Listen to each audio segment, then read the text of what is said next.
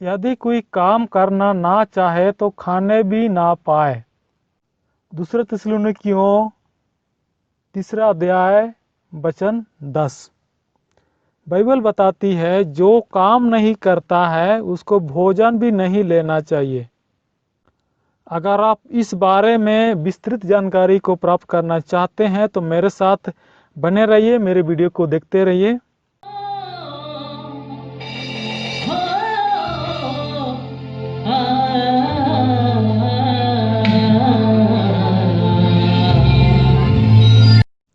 Praise the Lord, जय मसीह की। मैं हूं सुनील और आप देख रहे हैं योर लाइफ चैनल। दोस्तों, आज का विषय है, क्या बेरोजगार होना पाप है? जी हाँ, आज हम इसी विषय पे बात करेंगे। क्या हम बेरोजगार हैं तो क्या हम पाप कर रहे हैं?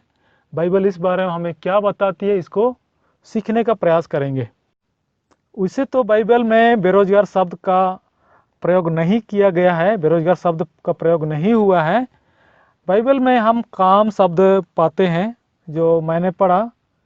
जो काम नहीं करता है उसको खाने का भी अधिकार नहीं है, या उसको खाना भी नहीं खाना है, भोजन भी नहीं लेना है।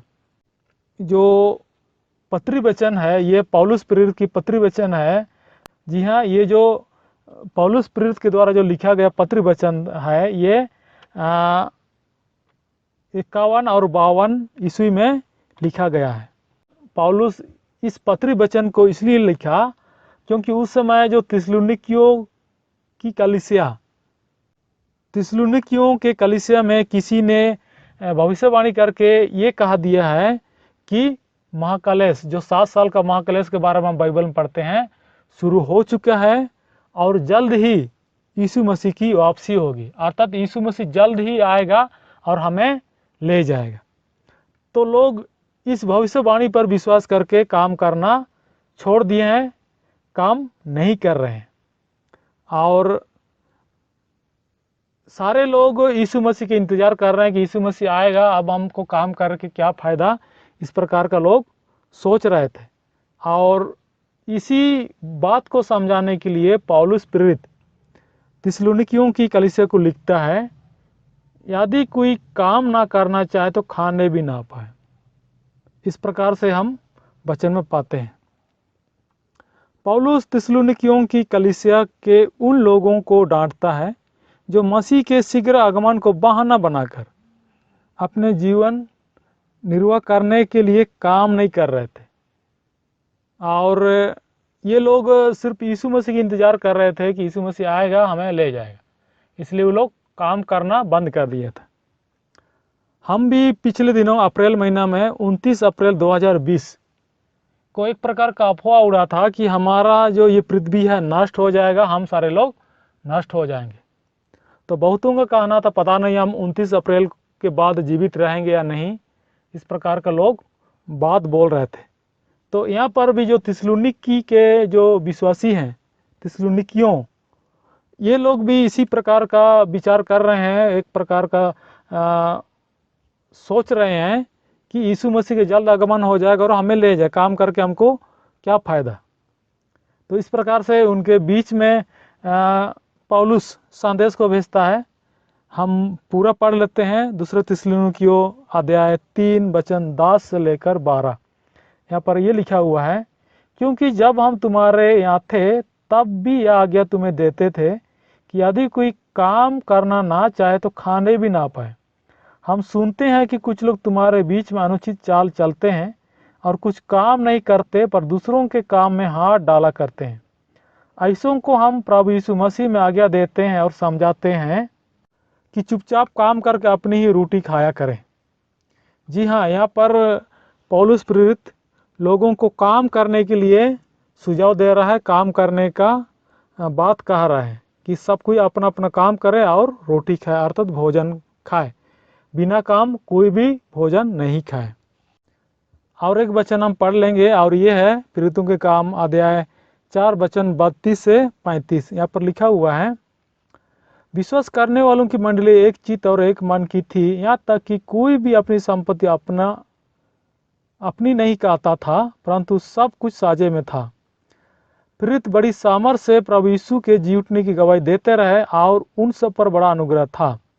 उनमें कोई भी दरिद्र ना था, क्योंकि जिनके पास भूमि या घर थे वे उनको बेच बेच कर बिकी हुई वस्तुओं का दाम लाते और प्रेरितों के पांवों पर रखते थे, और जैसी जिसे आवश्यकता होती थी उसके अनुसार हर एक को बांट दिया करते थे। यहाँ पर भी कुछ इसी प्रकार का हम पढ़ते हैं, और यहाँ पर हमें बाइबल बताती है कि उस समय के जो विश्वासी हैं अपनी संपत्ति को बेच कर, अपनी ज़मीन को बेचकर प्रेरितों के पाँव में रख देते थे। जो भी उसके पास सामान था, जो भी वस्तु थी, उन सबको बेच करके प्रेरितों को दे देते थे, और उनको जो ज़रूरत होती थी प्रेरितों से मांग करके उसको काम में लाते थे।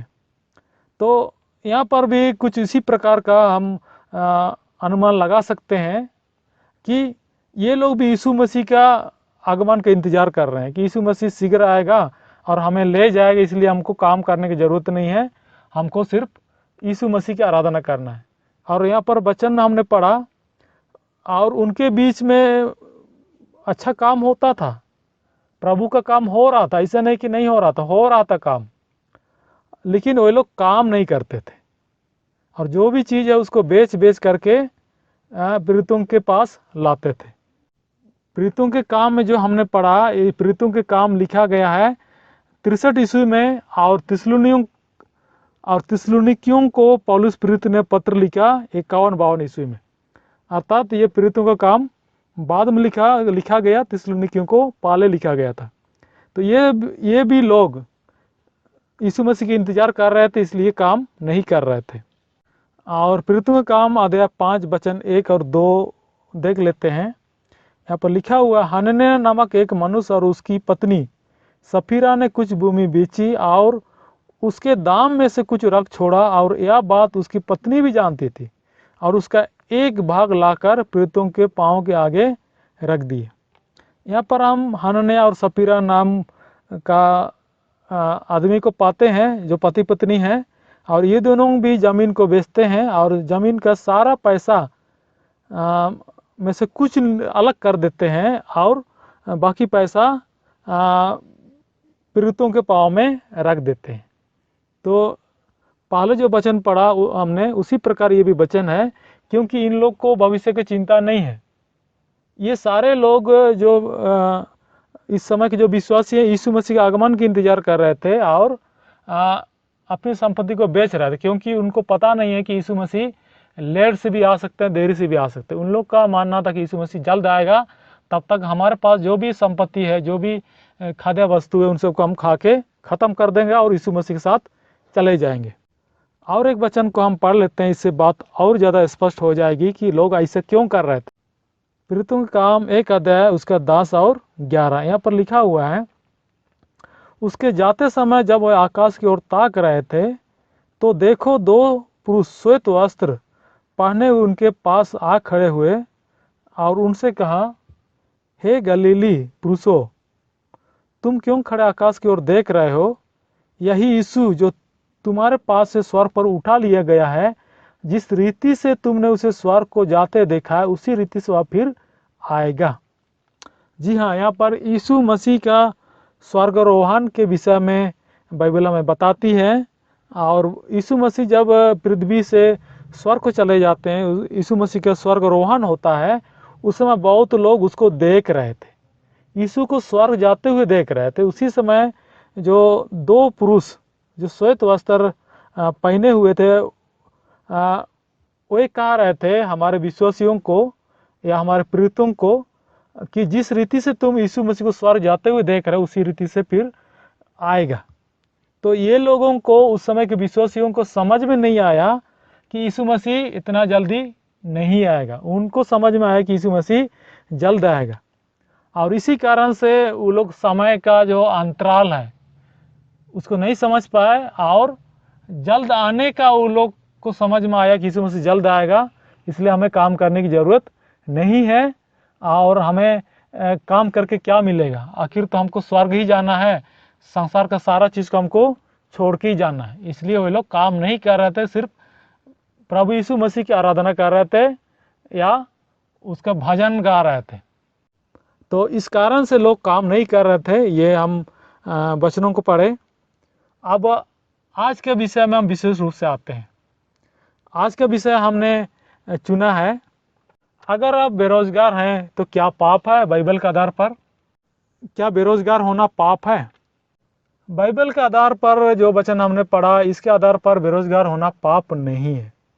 काम नहीं करना पाप है, क्योंकि बाइबल में काम करने का जिक्र आया है। हमको काम करके ही खाना खाना है या भोजन लेना है। अगर हम काम नहीं कर रहे हैं, दूसरों के कमाए पैसे को खा रहे हैं, तो ये पाप है।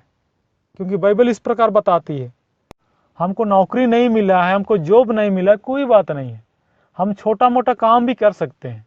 अगर हम छोटा मोटा काम करते हैं तो परमेश्वर इसी में भी आशीष देगा और हमको आगे बढ़ाएगा। तो मेरा कहने का मतलब है और बाइबल का मतलब है कि अगर हमको नौकरी नहीं मिला है, जॉब नहीं मिला, कोई बात नहीं, हम कोई भी छोटा मोटा काम शुरू कर सकते हैं। हम परिवार चलाने में परिवार का जो मुखिया उसको हम सहयोग कर सकते हैं। फिलहाल सारे लोग सरकारी नौकरी की तलाश में रहते हैं और उनकी इच्छा रहती है कि उन्हें सरकारी नौकरी मिल जाए। अगर सरकारी नौकरी नहीं मिलती है तो ये लोग बेरोजगार रहते हैं, कुछ काम धाम नहीं करते हैं।